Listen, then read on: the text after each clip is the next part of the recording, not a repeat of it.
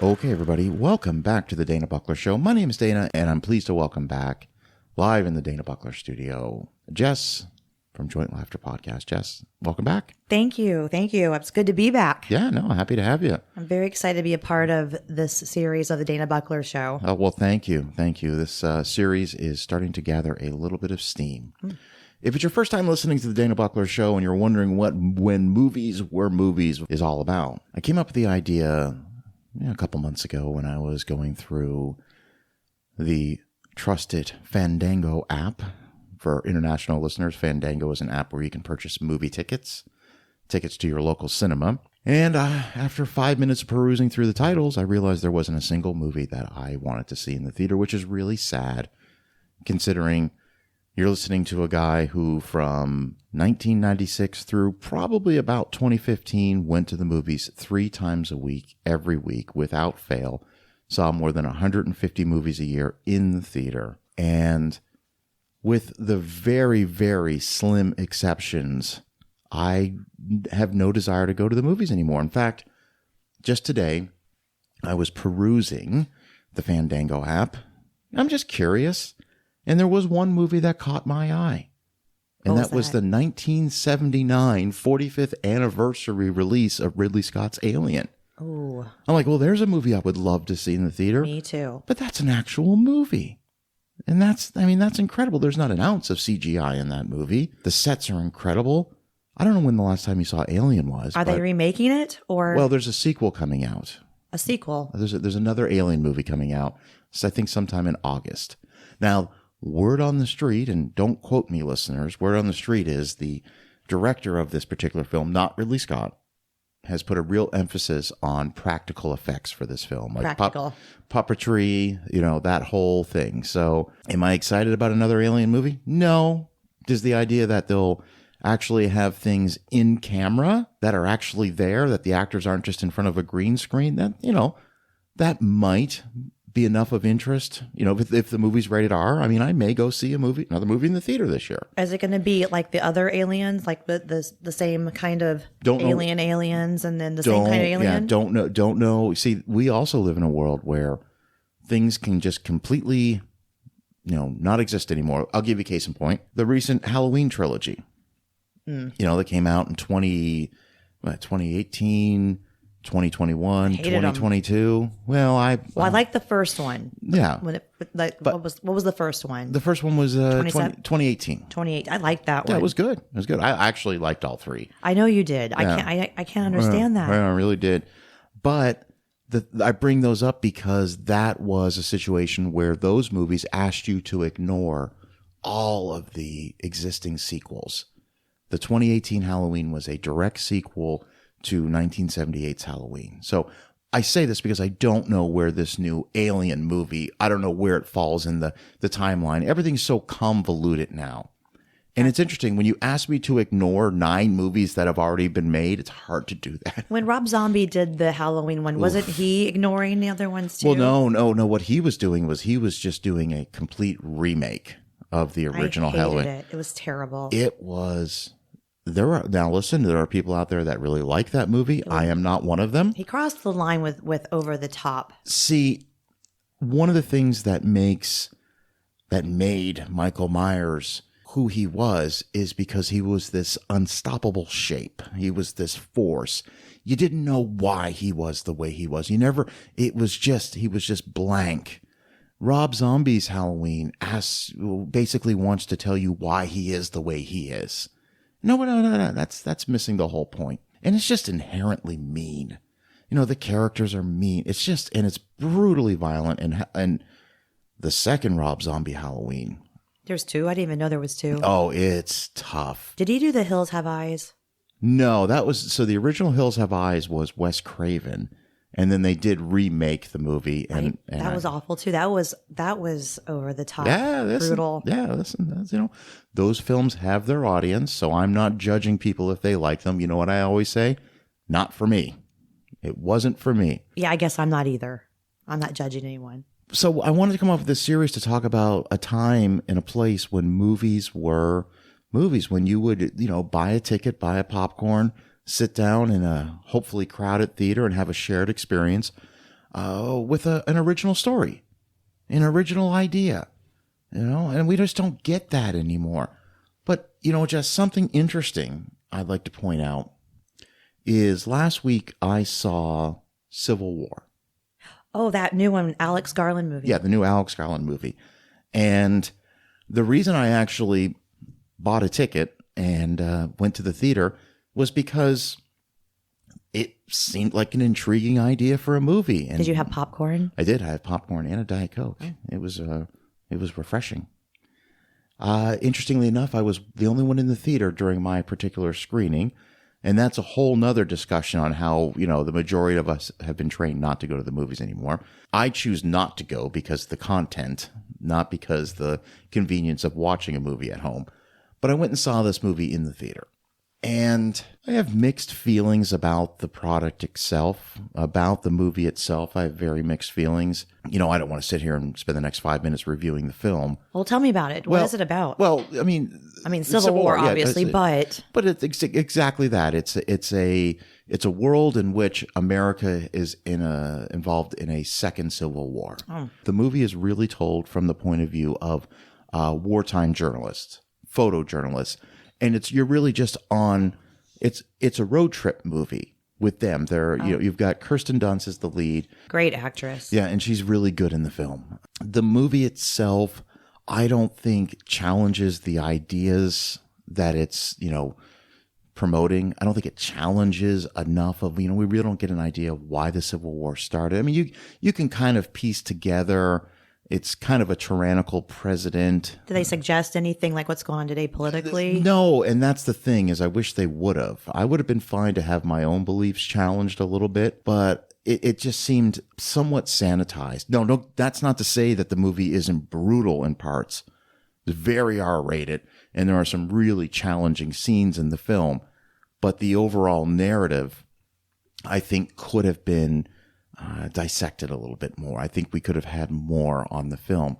I love a good war movie. Yeah, no, and there's the idea, the kernel, if you will, of the idea of this movie is a good idea because we live in an incredibly polarized country where you're asked to take a side. And I don't talk politics on the DanaBuckler show, but it's evident to anyone that lives in America. Inevitably you'll get asked, which team are you on? And that's, I always say this. I'm not going to ask you that. Well, I'll just say this. There's a reason why the voting booths are private. Okay? Because, when you cast a vote, you really just keep it to yourself. But that's as far as I want to go. But I agree with you. Why do I bring up Civil War? I bring it up because it was a movie that I wanted to see in the theater. I didn't want to wait for it to come out on home video. I'm so old when I say home video. I didn't want to wait for it to come out on streaming. But even though I had some issues with the film, it's okay to miss home video, by the way, because that's part of what's so great about the movies. Going to the movies. But the thing is, for the first time in quite a while, I was excited to go to the movies. I was excited at the idea of seeing a story I wasn't familiar with. I didn't know characters in this movie. I didn't have an inclination. It wasn't the 13th film in a particular franchise. It was an original movie. Now, it's put out by A24. They're a smaller independent company. This was the biggest budget they've ever had for one of their films at like $40 million. And the movie is on pace to probably make about $100 million, which that's great. That's great. You know what? Keep making movies in that budget level. Right. Keep making them. It used to be in the 80s and 90s, you'd make a movie for 15, 20, maybe $30 million, and your hope was to make $100 million, maybe double or triple your money. But studios now, there's a line in The Social Network where Justin Timberlake plays Sean Parker, and he says something, $100 million's all right, but you know what's really cool? $1 billion. So the studio's like, why do we want to make $100 million when we can make $1 billion? Well, how do you make $1 billion? Well, you have to make a movie that's going to check all the boxes. And by checking all the boxes, that means it's got to appeal to everyone. And well, how do you get it to appeal to everyone? Well, it's got to be familiar and safe and low risk. And that's again, I'm beating a dead horse. What are the reviews on Civil War so far? Mixed, but the people that really like it. But I would call it mixed to somewhat positive.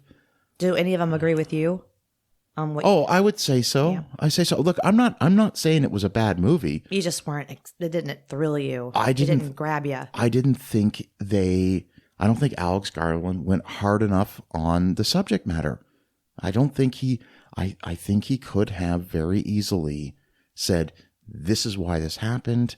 And if we're not careful, it could happen in real life. Do you think he was trying to be politically correct or? No, I don't know. Not cause any waves? I mean, it's hard not to cause waves when you make a movie about an American Civil War, but there was a lot of questions. It's hard not to cause waves in this country anymore anyway. It was like in the movie, there's like different factions, and one's like the Texas, California, like they've teamed up, and I'm like, well, how the hell did Texas and California? Yeah, I'm like, yeah, how the hell did that happen? Well, there's a lot of Californians moving to Texas, so maybe that's how. But sure, how everyone wants to be careful. So I bring that up, and I just before we get into the movies that we're going to talk about on this episode, I just want to applaud A24, the studio, for giving Alex Garland the money to make this movie, and we need more of those. We really do. We need the 90s back. We need the rise of, the mid-budget.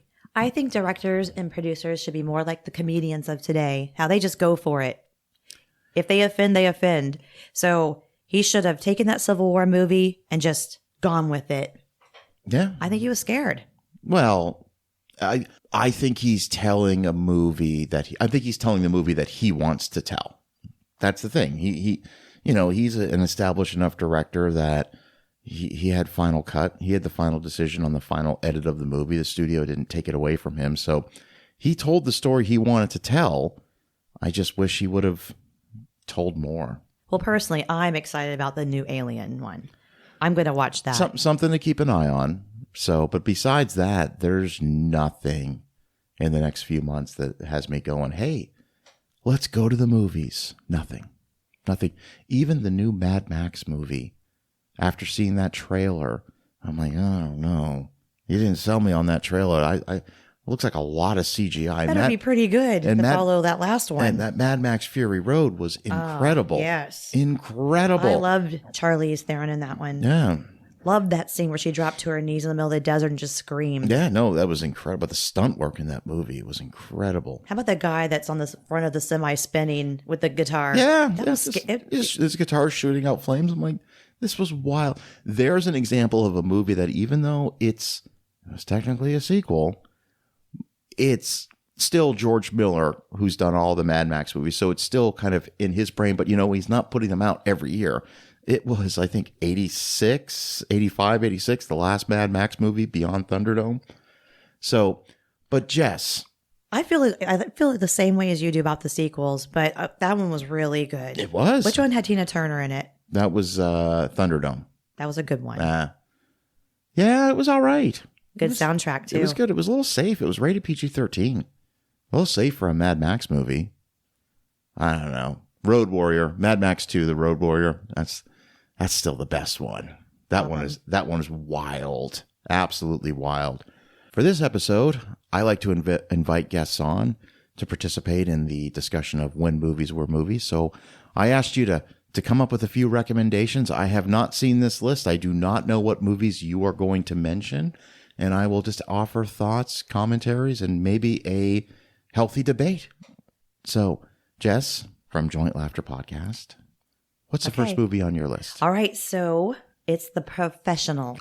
Oh, The Professional. That's 1993? 94. 94. I'm a big Gary Oldman fan. Oh, he's really good in that movie. He's nuts in that movie. The Professional, directed by Luc Besson, starring Jean Reno and a very young Natalie Portman. Her first role. And Gary Oldman, as you mentioned. Tell me why you added The Professional to this list.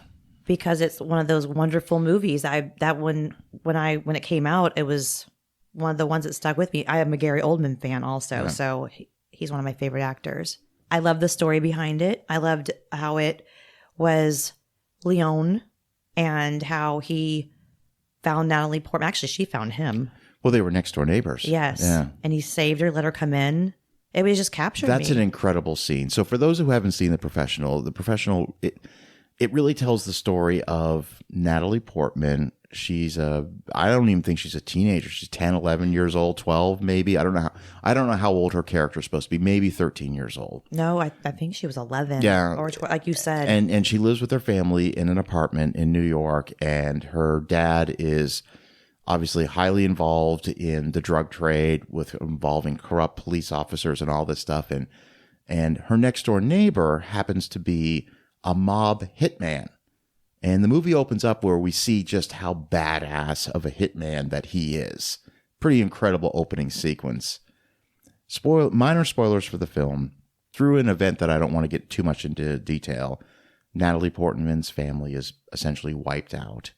Well, she is not at the apartment, and she comes back to the apartment as this is unfolding and walks past her door and knocks on the door of Leon. Has to act like that wasn't her family. That wasn't her family. And she knocks on the door, and it's such a tense scene where Leon, he's looking kind of through this makeshift peephole he has where the lock is on the door. And he's looking, and he's got a gun in his hand, and he knows that if he opens this door, his world is about to change. And there's that tense moment where will he open the door or won't he? And if he doesn't, she's probably dead. And he does open the door and then takes her in. And then it's 3 separate movies, Jess. That was Natalie Portman's first role, and they thought that she was too young to play that role. Matilda was her name. Matilda. And but she blew them away in our audition. So they casted her anyway. But like her parents, they were very, very careful. Like even the smoking scenes, they had to do a contract that there's only 5 smoking scenes. Yeah. But Leon, I can't pronounce his real name, Jean Reno. I love him. He's a great actor. Yeah, he's a good actor. He decided to make his character a little on the slow side. So it made audiences a little more accepting of the situation because it was pretty controversial about their relationship. Well, and that's where the movie, I really like this movie, but there are parts of the movie that make me super uncomfortable. That's what they're talking about. And I'm not breaking new ground by saying this. The movie's been controversial for a long time because, when I say the movie's in 3 parts, there's everything that happens up until the point where Leon lets her in the door. And then there's the 3rd act when all hell breaks loose in his apartment with all the police. Everything that happens in between those 2 scenes where, she wants to become a hitman and she wants Leon to train her how to become a hitman. But she's also making comments to like hotel staff that, they're lovers and stuff like that. I didn't like that either. Yeah. That was. And from what I understand, like there's like, the original way the movie was filmed, like they had to cut a lot of that to really bring it down. And, it's uncomfortable. It was banned in a few countries. Yeah, I can imagine it was. But Gary Oldman in that. Yeah, so Gary Oldman plays the corrupt police officer. The dirty uniform. Yeah, and he's mental. He's psycho. Not mental, psycho. He's like taking speed and listening to Beethoven while he's murdering people. Remember he swallowed that one, he goes... And there's a scene also where he improvised a lot of things, which Natalie Portman, she said that he inspired a lot of her acting moving forward. But he sniffed the guy. Remember when he sniffed the guy? That was all improvised. So Gary Oldman he's a treasure. He's a treasure because he's one of those actors that, look, no disrespect to Richard Gere. But Richard Gere plays Richard Gere in every movie he's ever been in. Yep. Okay? He has that certain type of personality. Gary Oldman is the true definition of a character actor. Him and Daniel Day-Lewis, whatever character they take on, they become that character. You don't recognize them as Gary Oldman. You recognize them as whatever character. I wish I picked a Daniel Day-Lewis movie. There'll be more episodes of when movies were movies. Gangs of New York, but that doesn't come into our time frame. Gangs of New York is what, 2000 and... It's like 2001, 2001, somewhere in that time, maybe 2002. Yeah, it's a good movie. But... I loved him in True Romance. Oh, yeah. Listen, that's an absolutely incredible performance he does. I want to see that movie. I want to see the movie with Drexel throughout the entire thing. How did he get to where he was? How about Dracula, where they have him as Francis Ford Coppola's Dracula? Yeah, absolutely incredible. Gosh. I mean, and one of the first movies that I saw him in, which I thought he was incredible, was Phil Joanno's movie State of Grace from 1990 with Sean Penn and Robin Wright. That's John C. Reilly, Ed Harris.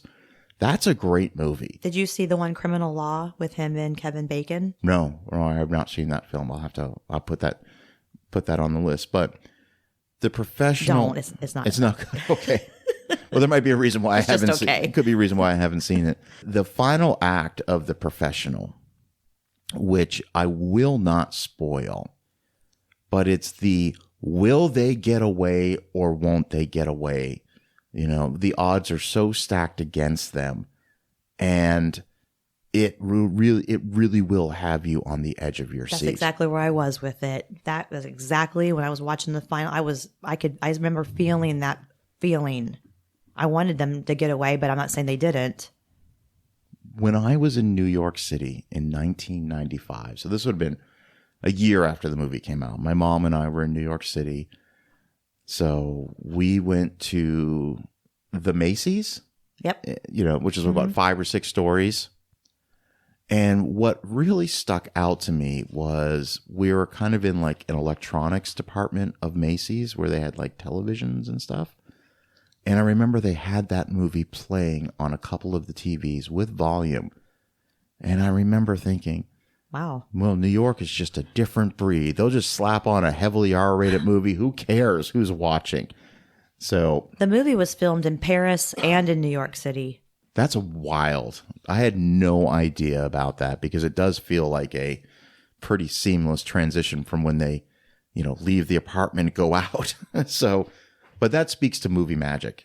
I also remember when I watched The Professional, and that was Natalie Portman's first time. I remember thinking, wow, this girl's going to go far. Yeah. Because her acting, she was just perfect in that movie. Absolutely. She wasn't afraid. There was no fear when she took on that role. And it being her first time.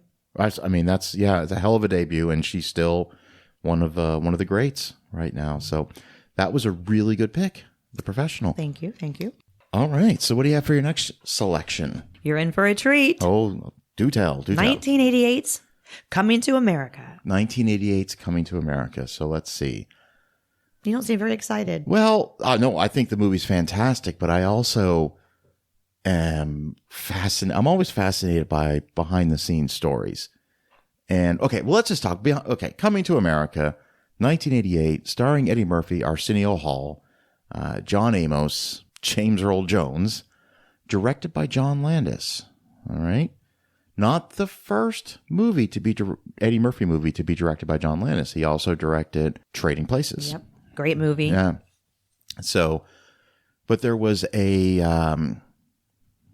lot of behind the scenes strife with the making of that film. And John Landis and Eddie Murphy were kind of at each other's throats the entire time. And Eddie Murphy swore he would never work with John Landis again. Landis called him some pretty bad things. Well, yeah, but so if the stories are to be believed, when they were making Trading Places, it was only Eddie Murphy's second movie. All right, his first movie was 48 Hours. Okay, and he's the hottest thing on television with Saturday Night Live at the time Trading Places is being made. But he's still learning his craft. He's still learning, the trade. He's still learning what it's like to make a movie. And John Landis is very established at the time. He's done Animal House. He's done American Werewolf in London. Like he's really well known. So Eddie was really just, again, if these stories are to be believed, was like just taking direction and really, doing whatever Landis said for Trading Places. But when we get to Coming to America, a lot has changed in 5 years. Eddie Murphy is now one of the top box office draws. He started his own production company, and no one's going to tell Eddie what to do anymore. So you got all cocky, huh? Well, and that's the thing is John Landis is also no one's going to tell John Landis what to do. Oh. Okay. And Egos. so massive egos, when massive egos collide, it's a miracle that movie got made. And it's even a bigger miracle that Coming to America is fucking hilarious. And Landis did say that it was Eddie Murphy's best work. Yeah. Yeah. But they fought day in and day out. Landis and Murphy had such an awful experience working together that in 1990, I can't remember if Eddie Murphy was on the Arsenio Hall show, but I remember the quote he said. So he's being interviewed and he's being asked, would you ever work with John Landis again? And remember, Trading Places, incredibly successful. Coming to America, incredibly successful. Whatever they're doing, it's gold. So he's asked, would you ever work with John Landis again? And Eddie Murphy made a comment that he has since apologized for, but really rubbed people the wrong way. He said, you know what? I'm be honest with you. Vic Morrow has a better chance of working with John Landis again than I do. Who's Vic Morrow? Okay, so Vic Morrow happens to be Jennifer Jason Leigh's father. Oh. Great character actor. So in the early 80s, they made Twilight Zone the movie, which was an anthology film where different directors directed segments. And John Landis directed a segment about this, this bigot played by Vic Morrow, who, he hates it. He's a racist. He hates everyone. And his character is transformed to different parts of history, like Nazi Germany, where he's like a Jewish person on the run from the Nazis and he gets captured.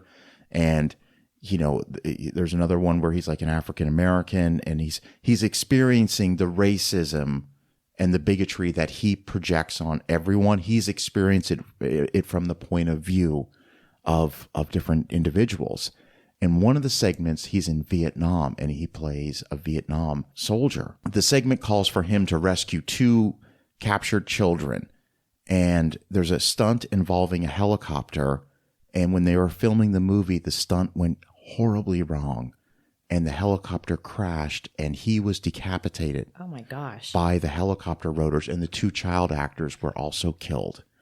And so everybody involved was charged with manslaughter. It was a big trial in the 1980s, and Landis was ultimately acquitted. When Murphy said Vic Morrow has a better chance of working with John Landis again, that was a bold thing to say. Horrible thing to say. It really was. Really was. I wonder if they would. I wonder if Landis, because didn't Eddie Murphy write Coming to America? Yeah. And he played multiple characters. Oh, yeah. Eddie Murphy had to completely get into all these different characters. I can't wrap my head around how long it must have taken to make that movie. Right. So the fact that he was very creative, I wonder if their headbutts came from that, because maybe Landis didn't understand where Eddie Murphy's mind was when he had to get into all these different characters. Well, there's a lot of Randy Watson. I mean, it's a tremendous film.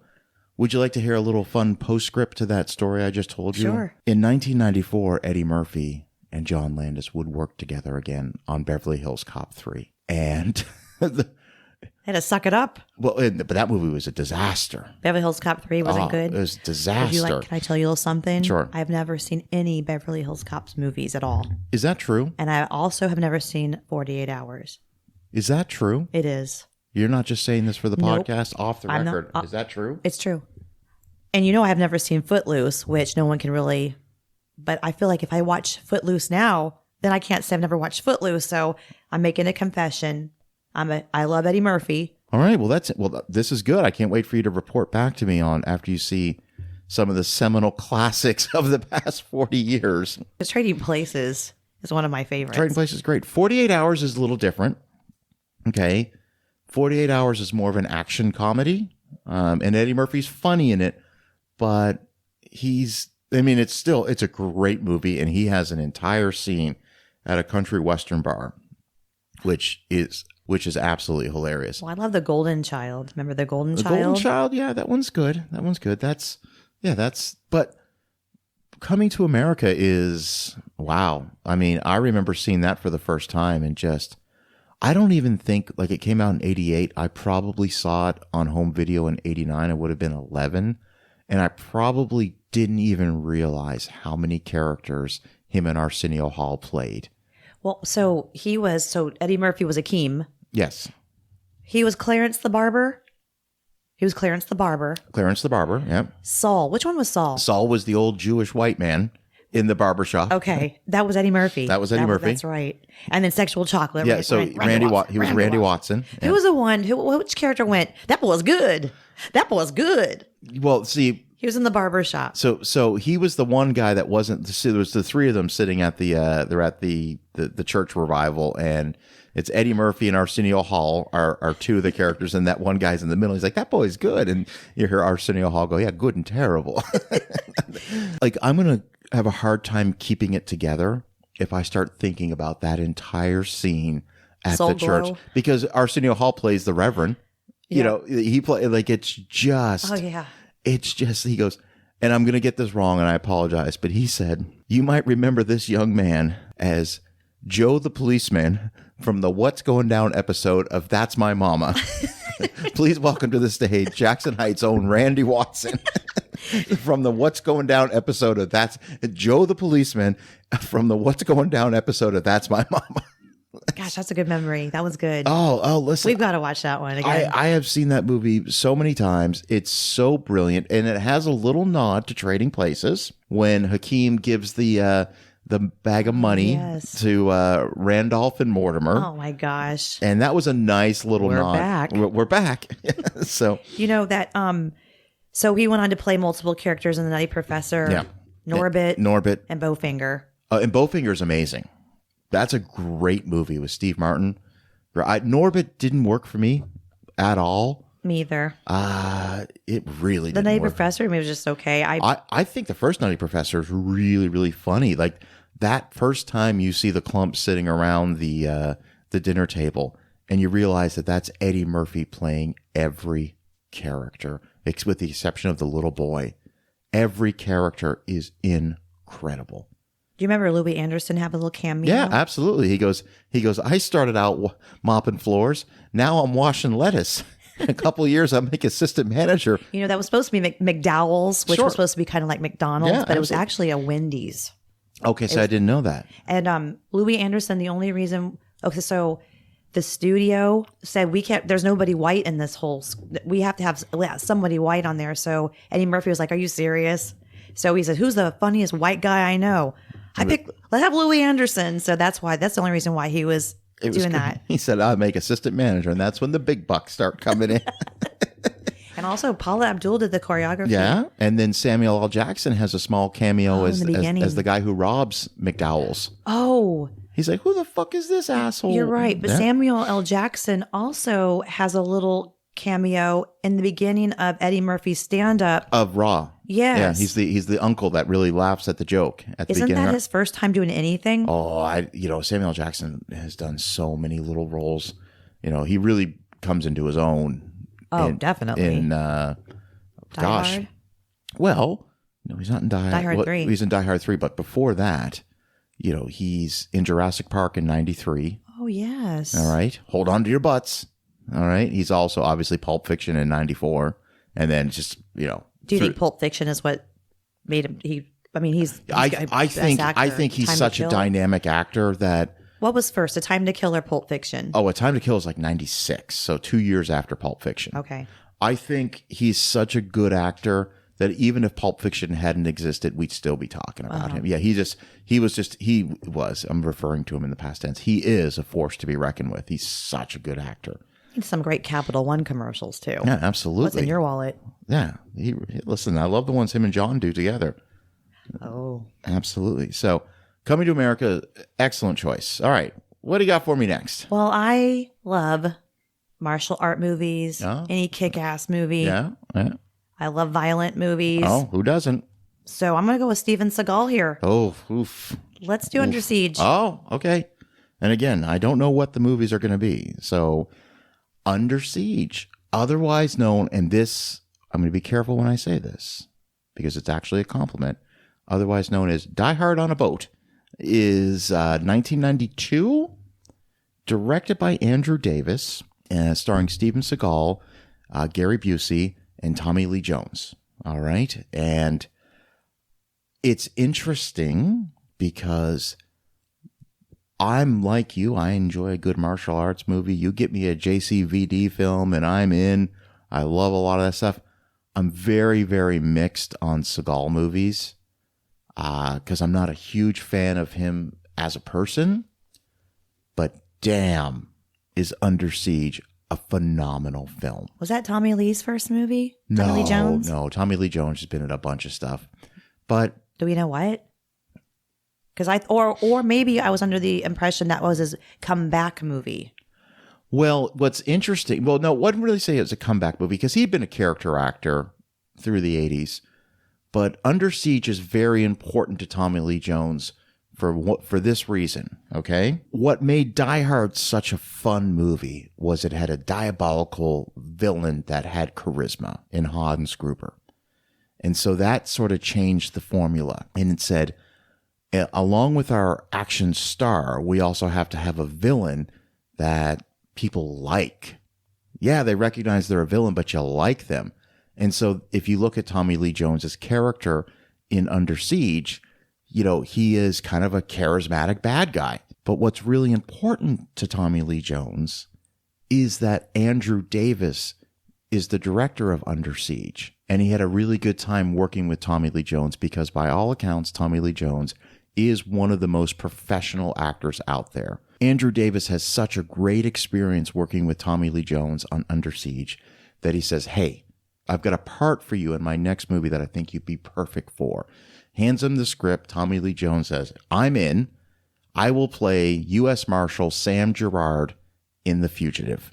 And Tommy Lee Jones goes on to win an Academy Award for that performance. That's a good movie. But that's why Under Siege is so important to Tommy Lee Jones because Andrew Davis's next film would be The Fugitive. Oh, okay. So, but it's also a kick-ass movie.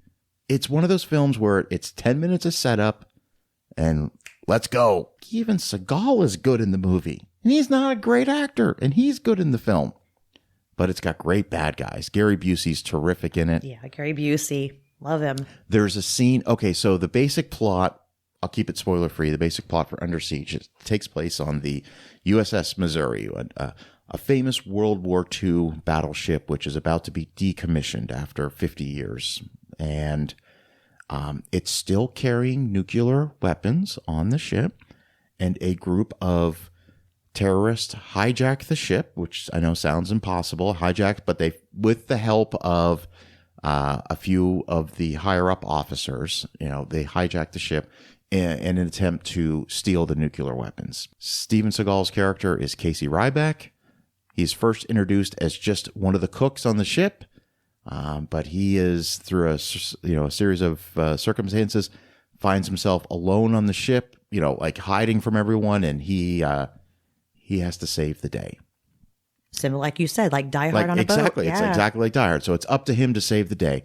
There is a great scene when you find out, and I'm going to spoil this, when you find out that Tommy Lee Jones, they're the bad guys. The idea is that they're flying in caterers and a band for the captain's birthday party.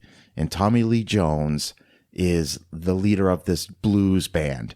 And they're on stage, and all the people on the ship have been ordered to the mess deck to enjoy the party, and they're doing a song, and Tommy Lee Jones stops the music, and he goes, all right, ladies and gentlemen, I need to know, who is the highest ranking officer in the room? Who is the highest ranking officer in the room? And everybody's pointing to this guy, and the guy stands up, and I'm so-and-so, third in command. And he's like, Tommy Lee Jones, it's a pleasure to meet you, pulls out a gun and shoots him dead. And holy shit. Right in the forehead. Right in the forehead. And you're like, holy shit. That is how you introduce yourself as a villain.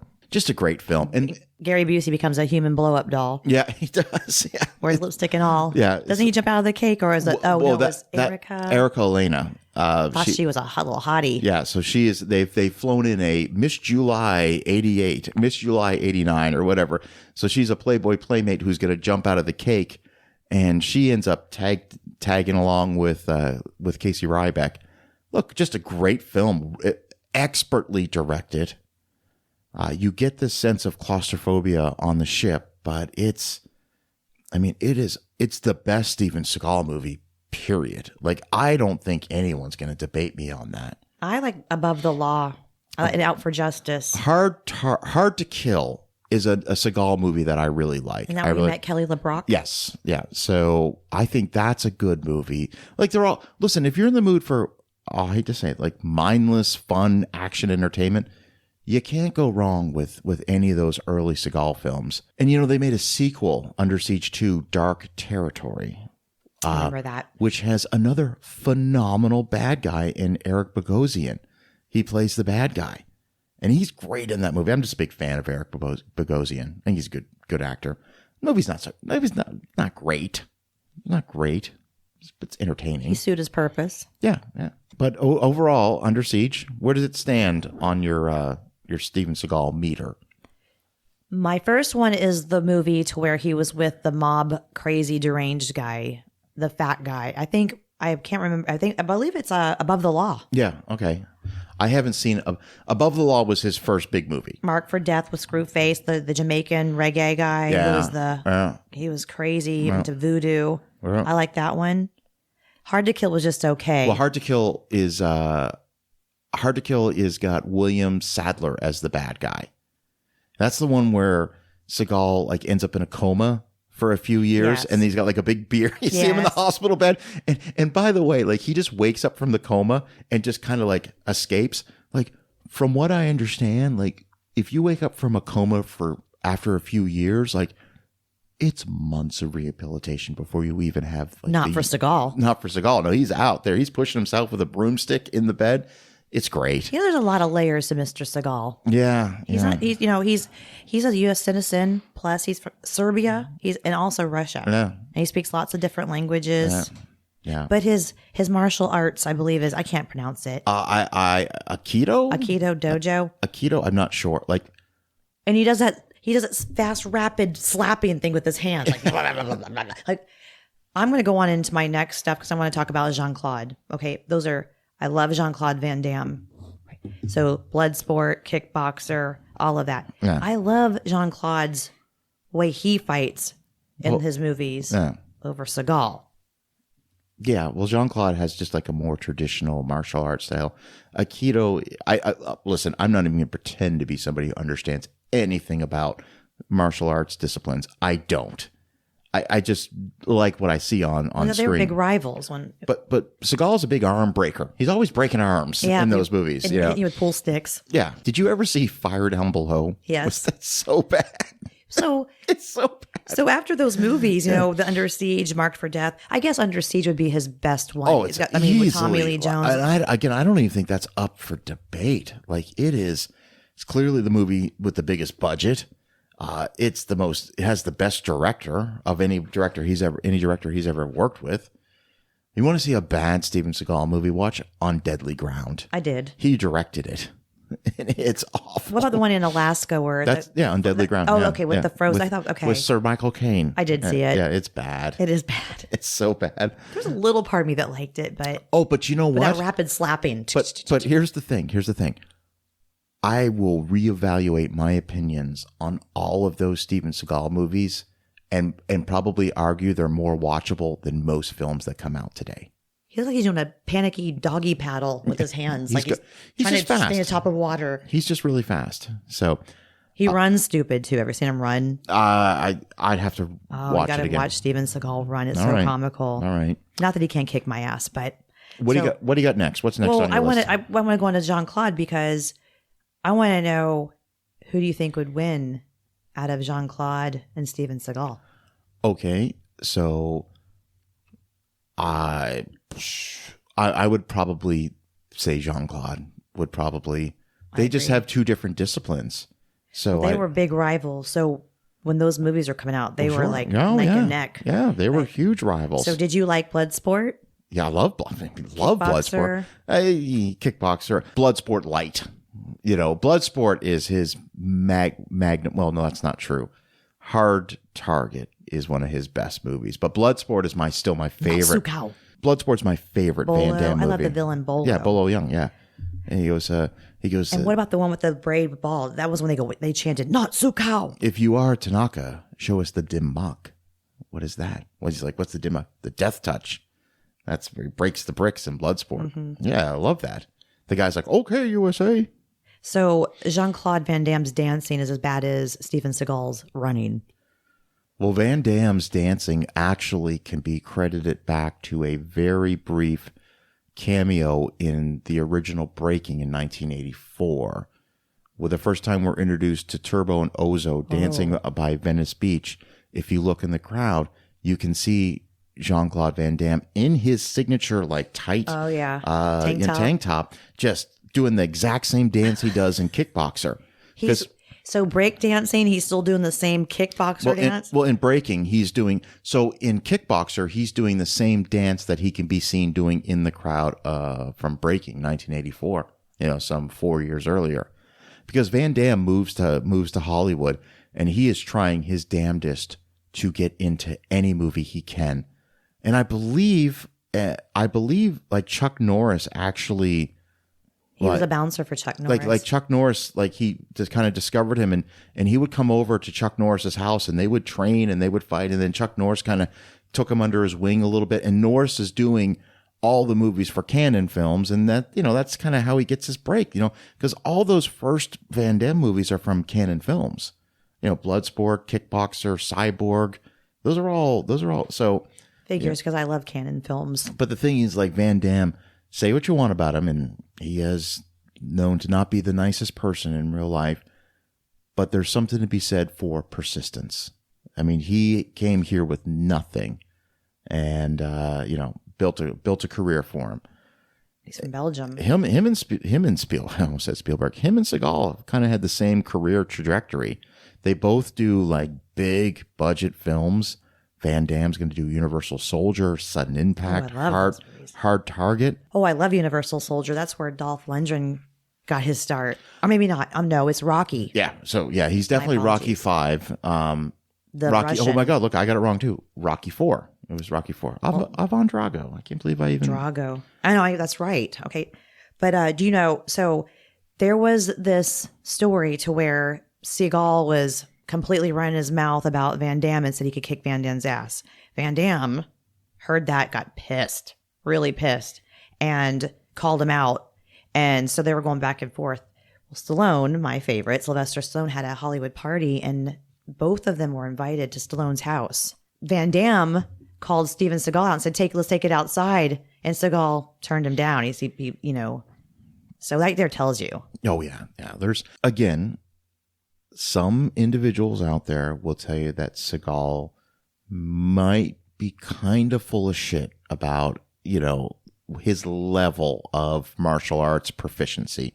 Some might say that. I'm not saying that. I'm not going to get sued. No, there was always a rumor that he was a Navy SEAL, but that was clear up. He was never a Navy SEAL. No, he was never. So for the longest time. No. Jesse Ventura was a Navy SEAL.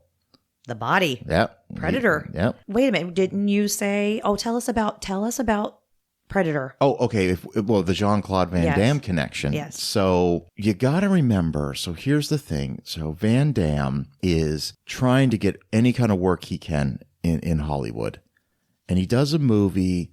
He has a small part as, I think it was, he played Ivan the Terrible or something like that in the movie 1985's No Retreat, No Surrender.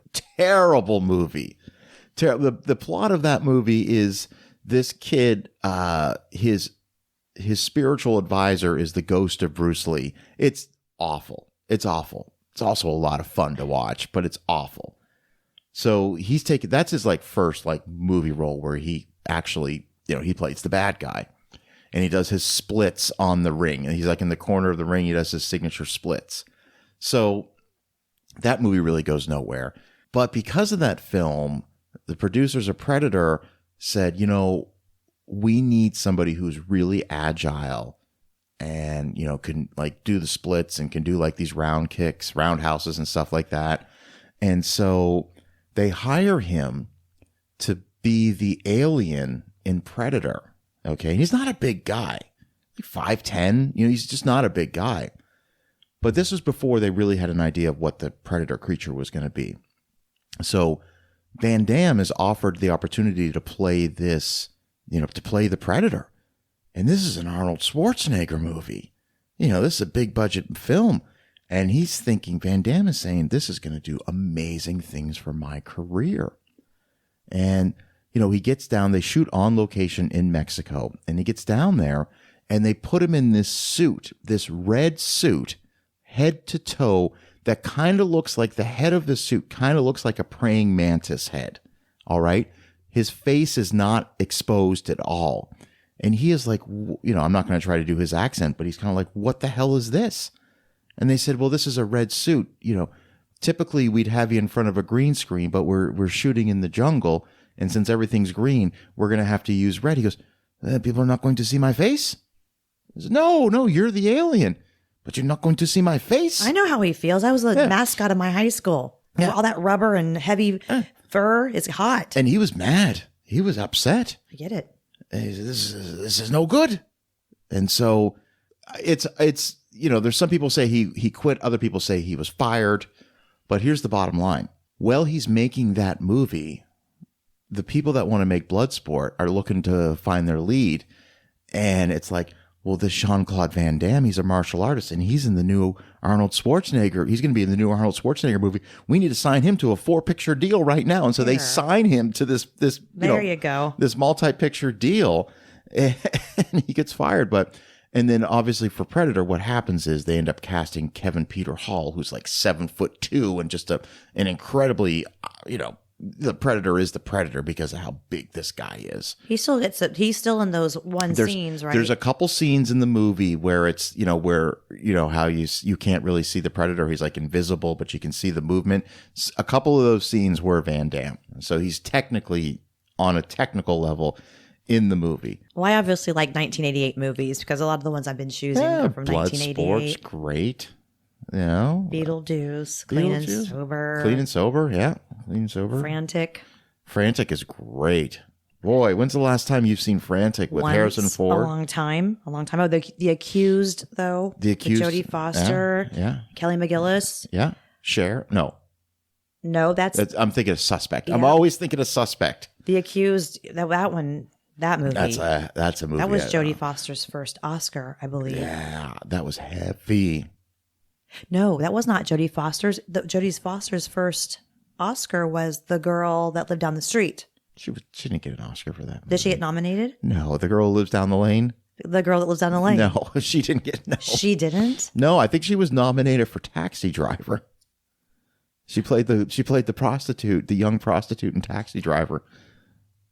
I think she was nominated. I'm not going to argue with you. That's for sure. I could be wrong. There's listeners going right now. No, I know the Taxi Driver she did, but the little girl that lives down the street. So Jodie Foster's going to win for The Accused, but she's also going to win 3 years later for Silence of the Lambs. Oh, she deserved them all. Yeah, she's great. She's great. Young Guns came out then. Young Guns. Yeah. All right. Well, I think we got time for one more on this episode. Well, here's what I want to do. We brought up Young Guns. I want to go into Corey Feldman movies. The Coreys, Corey Haim, Corey Feldman. Let's do License to Drive. License to Drive. I was wondering when the Coreys were going to make an appearance on When Movies Were Movies. I love them. So I would have expected or assumed we would have started with The Lost Boys, which I think is the best of the two Coreys movies. But License to Drive that's a personal favorite of mine. So License to Drive is one of these situational comedies where you have Corey Haim plays Les. He's about to go for his driver's license. I can remember being 15, turning 16, and getting your driver's license was the biggest deal in the world because it meant freedom. It meant you were finally honestly part of society because you could now go to the mall, you could go to the video store, you could go to McDonald's, you could go to the high school football games. It was a huge deal. So Les is about to take his test. He's not taking it serious. The movie opens up with him asleep in driver's ed, having a dream about a Ferrari with a very young Heather Graham in the movie who plays Mercedes. Her first role. She's great in it. So he doesn't get his driver's license. Hilarious scene where he's taking his driving test, where his twin sister, Natalie, she's taking a driving test and it's the easiest driving test in the world. And he's taking his driving test in the most extreme. It all takes place in Los Angeles on like the highways and freeways and hills of Hollywood in Los Angeles. Ultimately, he fails his driver's license test but he has like big plans because like his dream girl, Mercedes, I loved her hair. wants to hang out with him.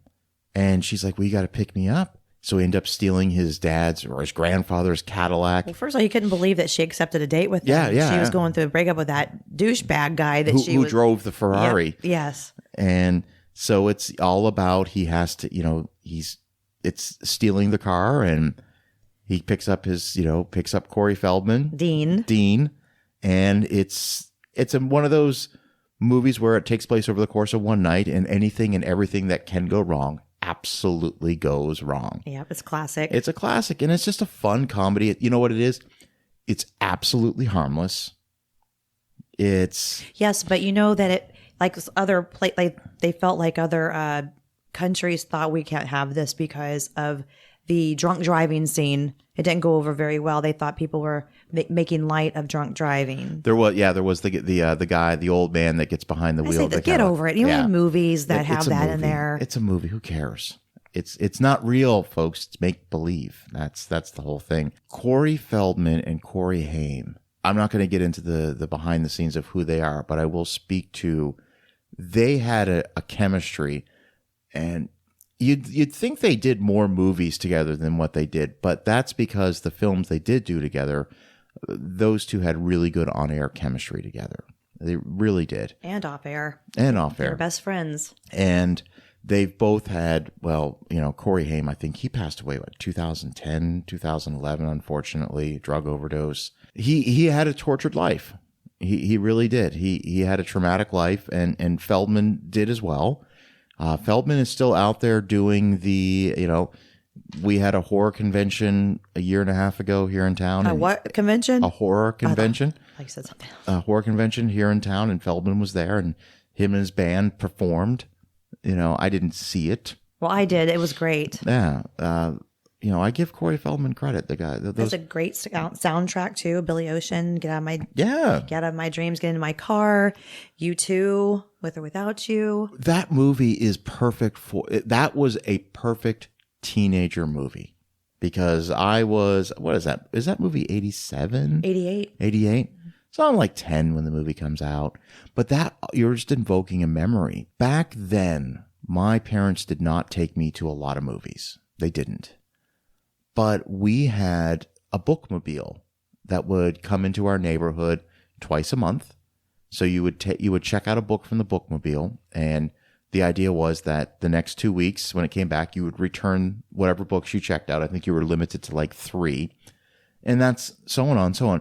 But this bookmobile was famous for having the novelizations of movies, and I remember reading the novelization of License to Drive before seeing the movie. I also read the novelization of Home Alone before seeing the movie. There was a lot of novelizations. Do you guys remember? Do you remember novelizations? I do. So these were books that were written based on the movie. I also remember the bookmobile. Yeah, and it wasn't like a movie based on a book. It's a book based on a movie. And some novelizations are great. The novelization for Jaws: The Revenge is really interesting. I think people should read it sometime. Well, License to Drive was supposed to have been a drama. I didn't know that. And they changed it because it followed Ferris Bueller's Day Off.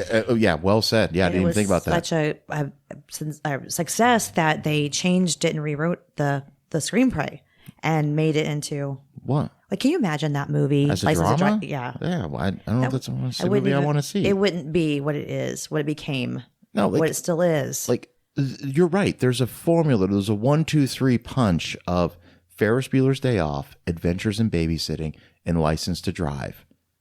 Those all 3 come out 86, 87, 88. Well, I believe the chemistry that Corey Feldman and Corey Haim had on there made that movie so successful because you could feel their chemistry. Well, they had done The Lost Boys the year before. All right. And then they're going to do Dream a Little Dream. That one was one of my favorites. Yeah. So and again, I don't want to get into the behind the scenes of what it was like for them in the 80s, but looking back in hindsight now, the revelations are kind of coming out that both of them went through, I'll say, kind of pure hell. And it's awful. It's awful. But I want to end on a high note. Right. How about this one? You Love Stand By Me. Yeah. There you go. Yeah. Corey Feldman's great. Yep. Great. Yep. He's great in The Goonies. And he's also great in Friday the 13th. He's been in over 80 movies. Yeah, I don't doubt it. I would believe that. Remember, he was in Friday the 13th, Part 4, the final chapter. I will never forget it because that's my favorite Friday the 13th. And I remember that's my favorite one. And because I've been a fan of Corey Feldman and I was not allowed to put posters on my wall, only behind my door in my bedroom. And my posters were Corey Haim and Corey Feldman. Oh, nice. And I wasn't allowed to watch Friday the 13th either. No. I would sneak and watch it. And there was Corey Feldman. I remember when he shaved his head. Yeah. He had little strands of hair. Yes. Yeah, because he hadn't, yeah. It was so cute. Yeah, it was a good movie. Good movie. So, well, listen, Jess, thanks for being on the show. Thanks for having me. Thanks for being on the Dana Buckler Show. For those out there, if it's your first time listening to Jess on the show, her podcast is called Joint Laughter. She hosts it along with her dear friend, Leslie Bush.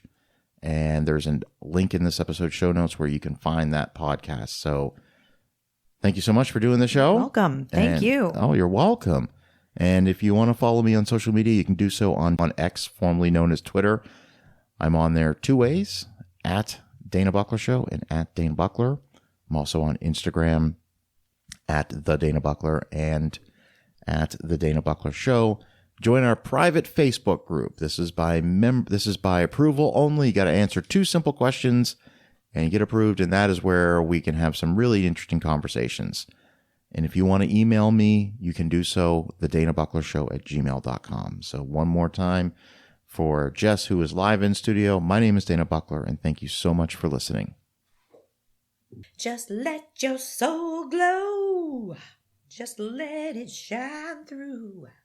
Just let your soul glow. Keep your hair so silky smooth. So glow.